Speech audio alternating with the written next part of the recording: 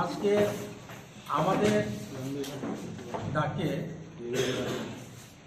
Electronic media এবং print media সাংবাদিক বন্ধুগণ, আপনাদেরকে সবাইকে মুভমেন্ট ফর ককবরকের তরফ থেকে আন্তরিকভাবে স্বাগত এবং ওয়েলকাম।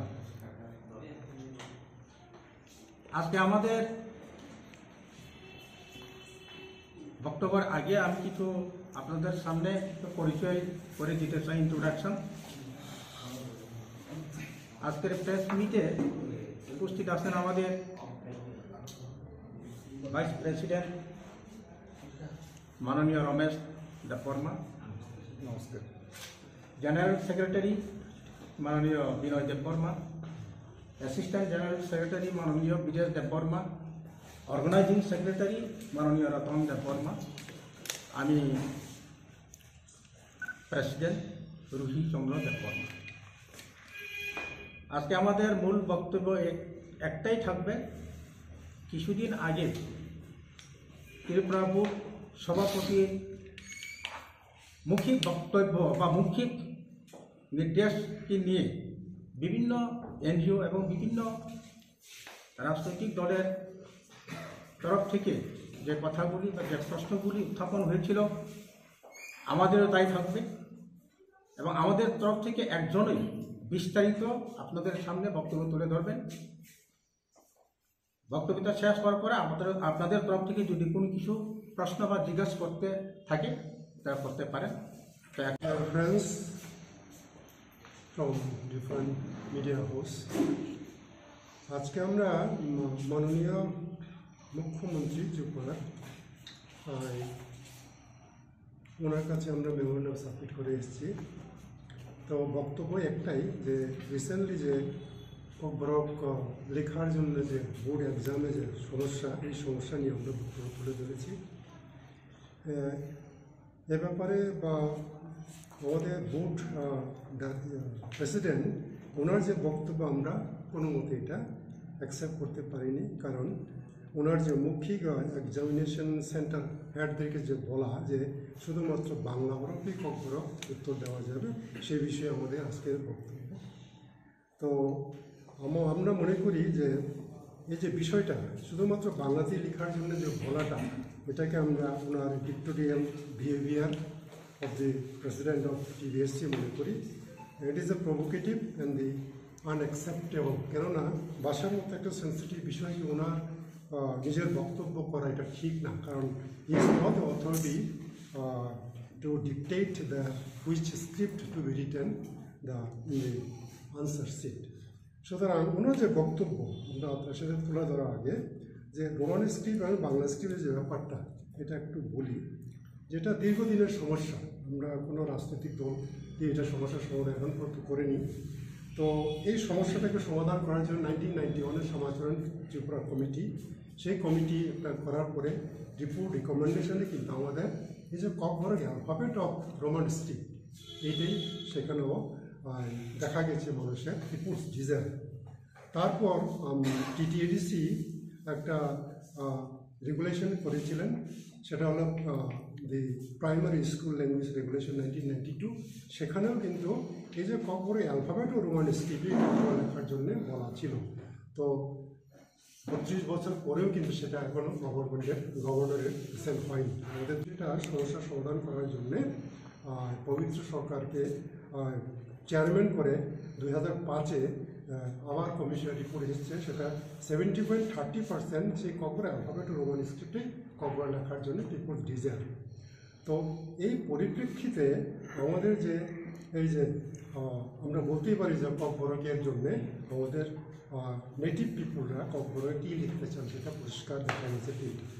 কিন্তু টিভিএসসির রিসেন্টলি যে স্ক্রিপ্ট সমস্যাটা, এটা আমরা পুরোপুরিভাবেই ওনার যে বক্তব্যকে আমরা তুলে ধরতে চাই। উনি বলছেন প্রথমেই যে আমাদের কোনো ইনফ্রাস্ট্রাকচার নেই, মানে বাংলা লেখা এবং তার প্রশ্নপত্র উত্তর দেখার জন্যে লোক নেই যে বলেছেন, কিন্তু সেটা ভিত্তি কোনোভাবেই থাকার কথা না। কারণ 2005 থেকে ক্লাস 6 থেকে 12 পর্যন্ত এখন পর্যন্ত কক বরকের কোনো টিচার নেওয়া হয়নি, শুধুমাত্র প্রাইমারিতে নেওয়া আছে, কিন্তু 6 থেকে 12 পর্যন্ত কোনো কক বরক টিচারই নেওয়া হয়নি, সাবজেক্ট টিচার।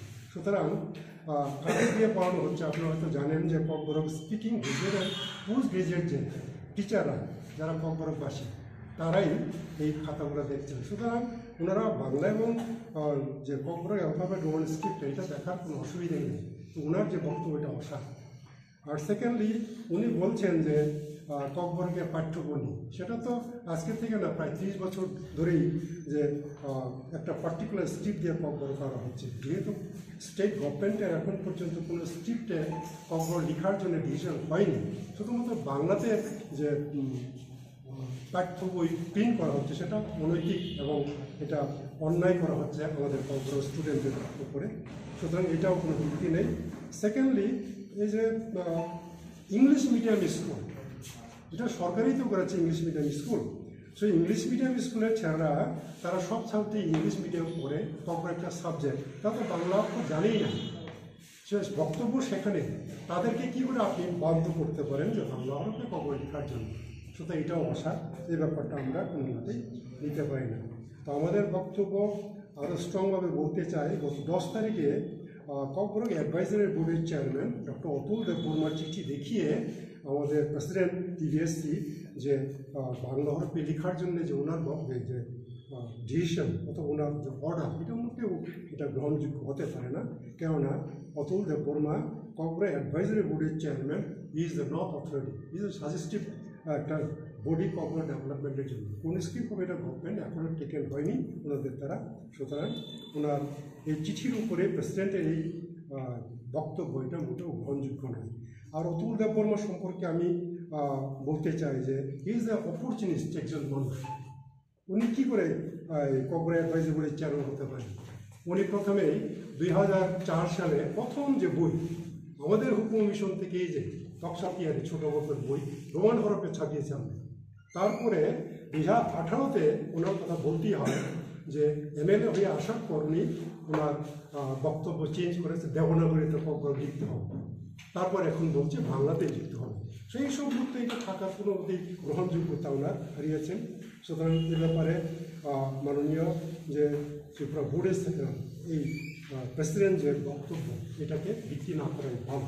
সুতরাং আমাদের পরিষ্কার বক্তব্য আজকে যে আমরা চিফ মিনিস্টারকে যে মেমোরেন্ডাম দিয়েছি, এই যে পরিস্থিতি এটা কিন্তু অন্যদিকেও মন নিতে পারে, কারণ it is very sensitive language, আজকে একদিনের কথা এটা।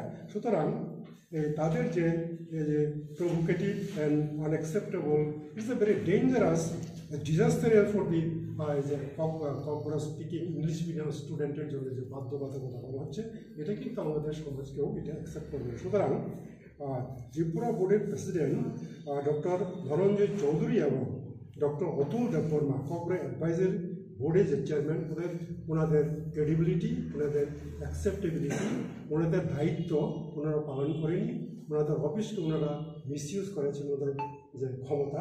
সুতরাং ওনাদেরকে এই পদ থেকে ওনাদেরকে বহিষ্কার করা হোক। আমরা আমাদের বক্তব্য পরিষ্কার করে চিফ মিনিস্টারকে বলেছি।